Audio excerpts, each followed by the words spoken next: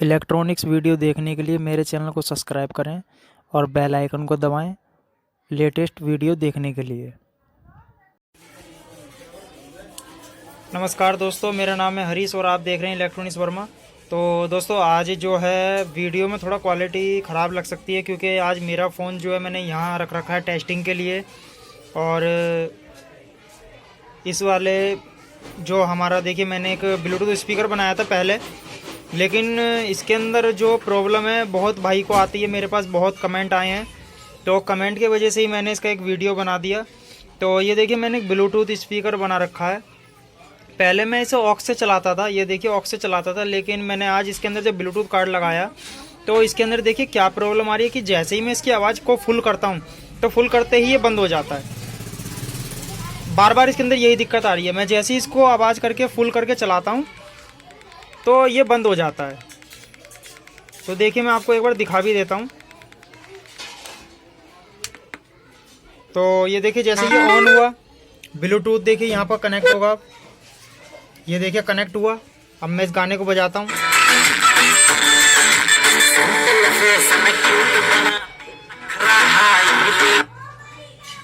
तो ये देखिए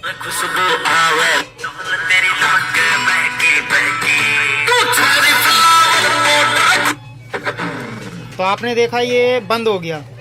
ये प्रॉब्लम आ रही है इसकी। तो प्रॉब्लम देखिए अब मैं इसकी कैसे सॉल्व करता हूँ। इसको पहले हम जो है यहाँ से बंद कर देते हैं। बंद करने के बाद देखिए यहाँ पर 5 वोल्ट की सप्लाई गई हुई है। ये देखिए यहाँ पर 5 वोल्ट की सप्लाई दी है। हमने बोर्ड को भी दे रखी है 8403 को, और हमने बीटी का जो बोर्ड है उसको भी हमने 5 वोल्ट दे रखी है।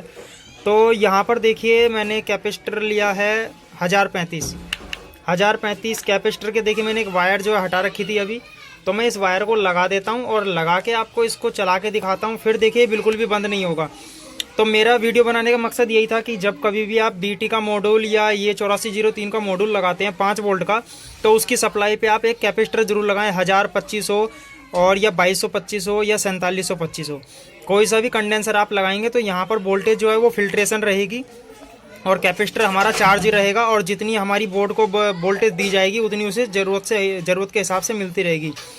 तो मैंने अपनी पहले भी कई वीडियो में ये बताया है कि कैपेसिटर का काम होता है कि चार्ज होके हमारे सर्किट को उतना वोल्टेज देना जितना उसे चाहिए, और चार्ज होके ये कैपेसिटर हमारा काम करता रहता है। तो अब देखिए मैं क्या करता हूँ, इसका पहले सोल्डिंग कर देता हूँ और सोल्डिंग करने के बाद फिर आपको चला के दिखाता हूँ। फिर ये बिल्कुल भी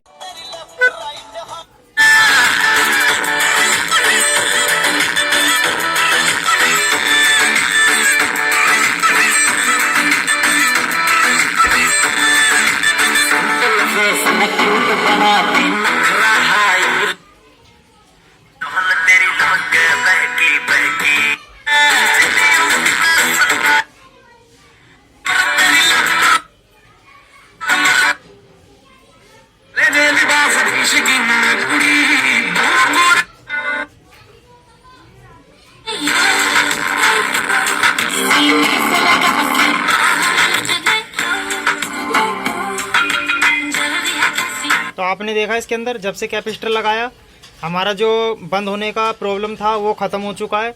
आवाज़ अब आप चाहे मंदी करो या तेज़ करो, अब आपका जो है सर्किट एकदम बढ़िया हो गया। और मेरी ये जानकारी आपको अच्छी लगी हो तो इसे लाइक करना।